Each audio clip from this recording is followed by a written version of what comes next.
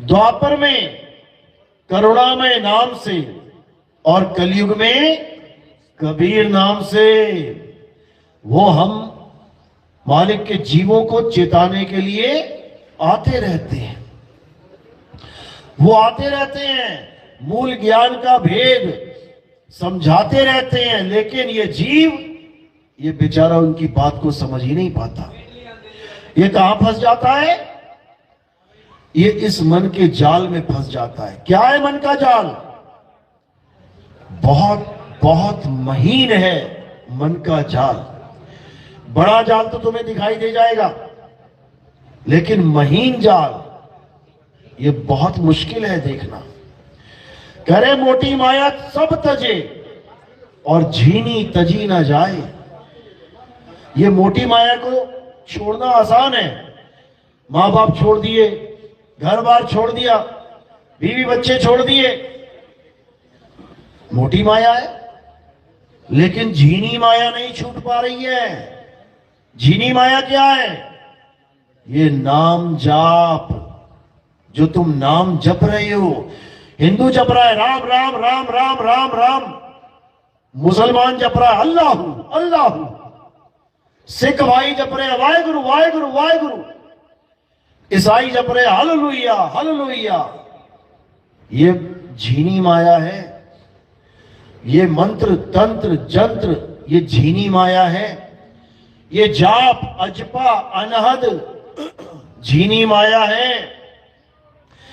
ये गुरुओं के द्वारा दिए जाने वाले नाम मंत्र शब्द ये झीनी माया है। इसको तुम नहीं तज सकते। क्यों? क्योंकि तुम्हारा बुद्धि विवेक इतना है ही नहीं कि तुम इसकी परख कर पाओ। तुम परख ही नहीं कर सकते कि मेरे गुरु ने मुझे जो नाम दीक्षा दी है वो असली नाम है या नकली नाम है। अभी तुम्हें सोने का कोई टुकड़ा मिल जाए, 1 मिनट में चले जाओगे सुनार के पास, देखना भैया असली है कि नकली। तुम्हें हीरा पड़ा मिल जाए कहीं पे, जा सकती है, इसकी भी जांच की जा सकती है। पनीर मिल रहा है, खोआ मिल रहा है, वो भी तुम परख सकते हो असली है कि नकली। लेकिन गुरु के द्वारा दिया गया नाम ये कैसे परखोगे कि असली है कि नकली? जिसको जैसा गुरु मिला उसने वैसा नाम ले लिया। कोई गुरु मिला 5 नाम देने वाला, हां जी स्वीकार है। कोई मिल गया 3 नाम देने वाला, हां जी स्वीकार है। कोई मिल गया कहता है 1 ही नाम जपो, हां जी स्वीकार है। जो गुरु ने दे दिया वो तुम्हें स्वीकार है। तुम ये नहीं कह सकते कि गुरुजी ये कैसा नाम है। जो गुरु ने दिया लेना पड़ेगा। लेकिन साहिब समझा रहे हैं कि गुरु के दिए हुए नाम की परख करना सीखो। गुरु तो मेरे सभी बड़े हैं, चाहे 1 नाम दे, चाहे 2 नाम दे, चाहे 5 नाम दे, चाहे 10 नाम दे, चाहे लाख नाम दे। लेकिन जो सिर का मोर है, जिससे तुम्हारा कल्याण होगा, वो गुरु कोई और है। क्या बोला साहिब ने? गुरु मेरे सभी बड़े, अपनी अपनी ठौर। एक ही लाइन में ठौर भी बता दी कि सब गुरुओं को एक समान मत समझ लेना कि सारे गुरु ही मुक्तिदाता हैं। आज के समय में क्या हो रहा है? बहन तूने गुरु बनाया, हाँ मैंने भी बना लिया, अब हमारी दोनों की मुक्ति हो जाएगी। ऐसा कभी नहीं हो सकता, कभी भी नहीं। तुमने गुरु बनाया, हमने गुरु बनाया, अच्छी बात है, लेकिन दोनों में से किसी ने सतगुरु नहीं बनाया। जब तक सतगुरु नहीं बनाया तब तक किसी की मुक्ति नहीं हो सकती। नाम उसने भी लिया, नाम उसने भी लिया, दोनों ने नाम ले लिया, लेकिन जब तक सतनाम नहीं मिल गया तब तक किसी की मुक्ति नहीं हो सकती। अब सतनाम है क्या और असत्य नाम क्या है? यानी असली नाम और नकली नाम, इन दोनों में भेद क्या है, कैसे पता लगेगा?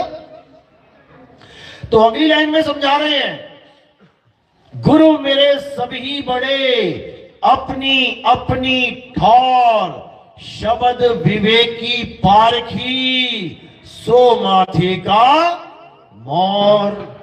अब उसका गुण बताया जा रहा है, जो तुम्हें यह बताएगा कि असली नाम क्या होता है और नकली नाम क्या होता है। उसका क्या नाम रखा है कबीर साहब ने?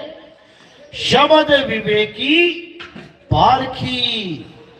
जब शब्द पे विवेक के द्वारा परख करने वाला गुरु तुम्हें मिल जाएगा, तब समझ जाना अब तुम्हें सतगुरु मिल गया है। अब तुम्हारे जितने भी झूठे नाम, जितने भी नकली नाम तुम्हें मिल चुके हैं अन्य अन्य गुरुओं के द्वारा, वो सारे नाम छुड़वा दिए जाएंगे और एक सत्य नाम लखा दिया जाएगा। गुरु का काम ही यही है। जौहरी का क्या काम है? तुम 10 हीरे लेके जाओ, उसमें से 5 नकली 5 असली, तो जौहरी क्या करेगा? 5 छुड़वा देगा। इनको छोड़ दे, नकली माल है ये, और 5 पकड़ा देगा, ये पकड़, ये है असली। अब क्या छुड़वाए और क्या पकड़ाए, इसको समझना है। तो वाणी क्या कहती है? सोई गुरु पूरा कहावे, जो 2 अक्षर का भेद बतावे, एक छुड़ावे एक लखावे, तब प्राणी निज घर को जावे। निज घर को जावे यानी असली घर को पहुंच जाओगे। कब? जब तुम्हारे जीवन में शब्द विवेकी पारखी आ जाएगा।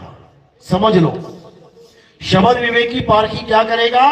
जितने भी नाम तुम्हें तुम्हारे गुरुओं ने दिए हैं, चाहे वो 1 नाम, चाहे वो 2 नाम, चाहे वो 3, 5 लाख, 2 लाख, करोड़ नाम जितने भी हैं, वो सब छुड़वा देगा। साहिब समझा रहे हैं, कह रहे कोटि नाम संसार में, इनसे मुक्ति ना होए, और गुप्त नाम सतपुरुष का पूछे बिरला कोई। कहते करोड़ों नाम है इस दुनिया में, परमात्मा कितने हैं? परमात्मा एक है, लेकिन उसके नाम लाखों करोड़ों नाम बना रखे। अब ये नाम बनाए किसने? ये नाम बनाए किसने? दशरथ जी ने अपने पुत्र का एक नाम रखा था राम। अभी इंटरनेट पे सर्च करो भगवान राम के 108 नाम, देखो तुम्हें मिल जाएंगे। अंजनी केसरी ने अपने पुत्र का एक नाम रखा था हनुमान। अभी नेट पे सर्च करो हनुमान जी के 108 नाम, देखो मिल जाएंगे। इसी प्रकार इस दुनिया में जितने भी गुरु बैठे हैं, ये सब जो नाम तुम्हें दे रहे हैं, ये कैसे बने हैं? किसने बनाए हैं? कौन है इन नामों को बनाने वाला? जिस दिन तुम्हें यह बात समझ में आ जाएगी, उस दिन सारे नाम छूट जाएंगे।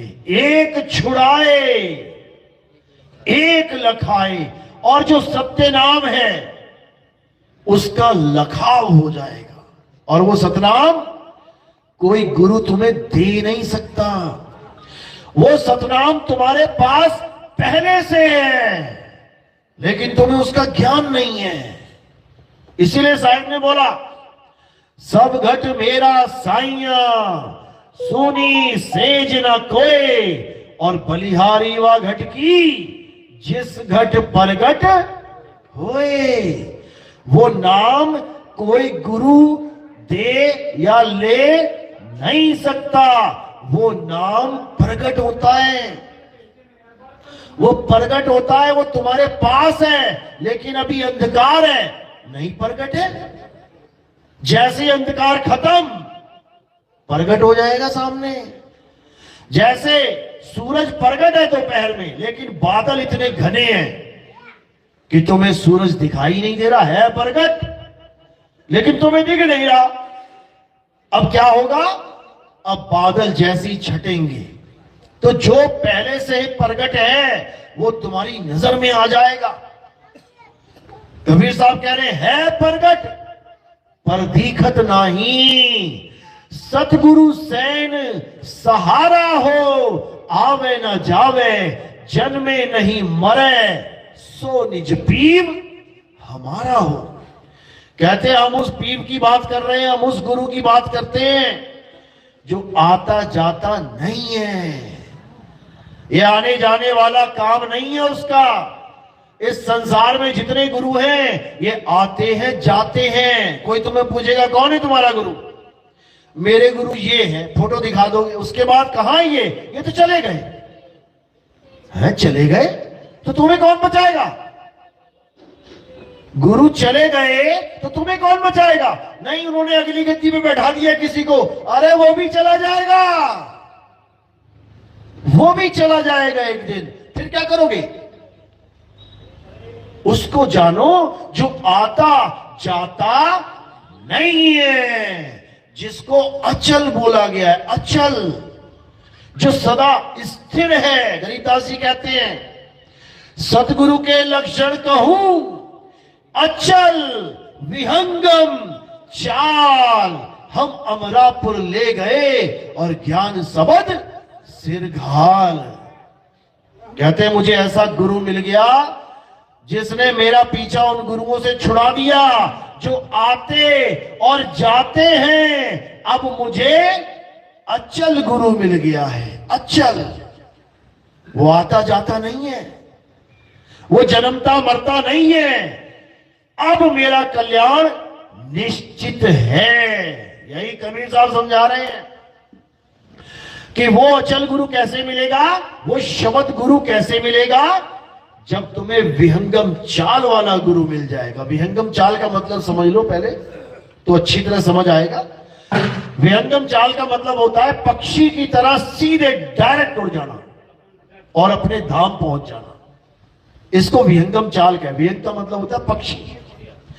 यानी अब मुझे ऐसा गुरु मिला है जो मुझे सीधे उस शब्द गुरु तक पहुंचा दे, बीच में कोई रुकावट ना हो। रुकावट क्या है? परमात्मा तक पहुंचने में, इसको समझ लो।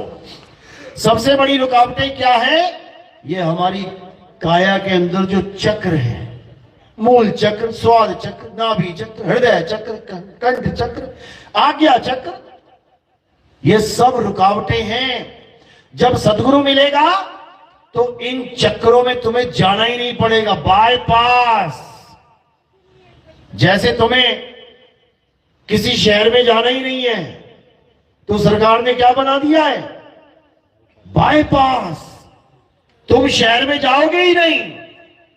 इसी प्रकार कबीर साहब कह रहे हैं कि जब तुम्हें विहंगम चाल मिल जाएगी तो तुम इस शहर को बाईपास कर दोगे। कौन सा शहर है वो पता है? वो कौन सी नगरी है जिसको बाईपास करना है? ये काया रूपी नगरी है, ये काया रूपी काल नगरी है। अगर किसी गुरु ने तुम्हें इस काया के अंदर घुसा दिया तो बेटा जन्म बर्बाद हो जाएगा। इस काल नगरी में बड़े बड़े ऋषि मुनि घुसे, बड़े बड़े देवी देवता घुसे, बड़े बड़े सिद्ध औलिया घुसे, लेकिन कोई निकल नहीं पाया। क्यों?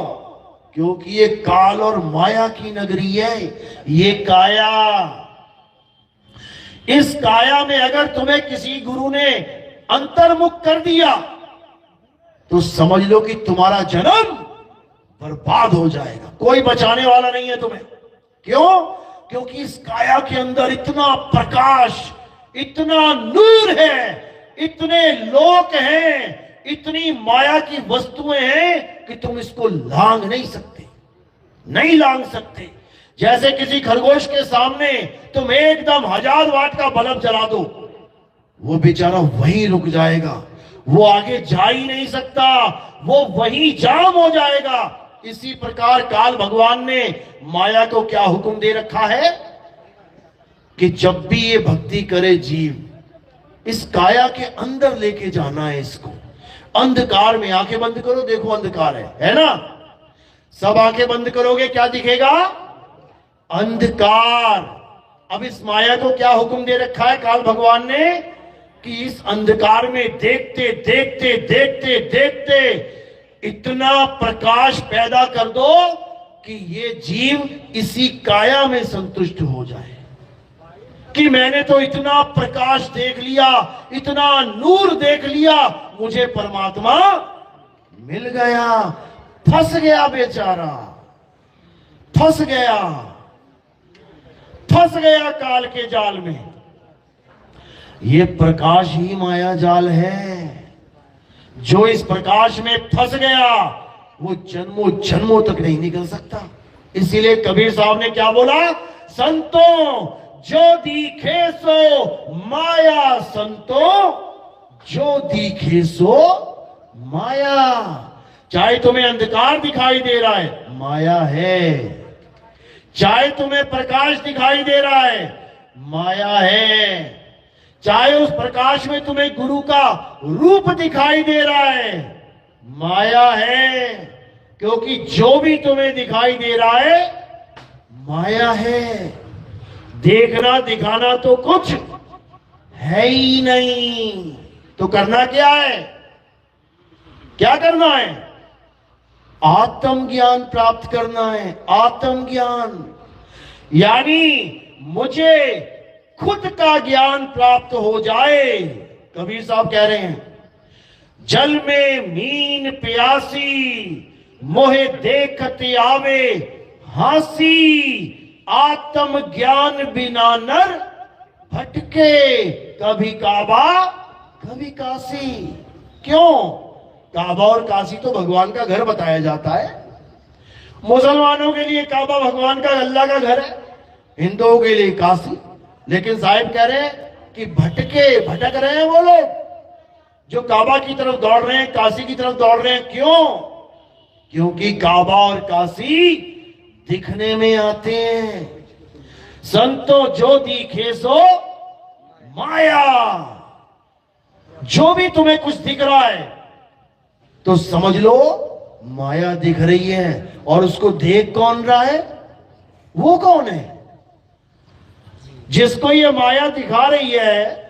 कभी अंधकार, कभी प्रकाश, कभी सतलोक, कभी अलग लोक, कभी अगम लोक, कभी अनामी लोक। ये देख कौन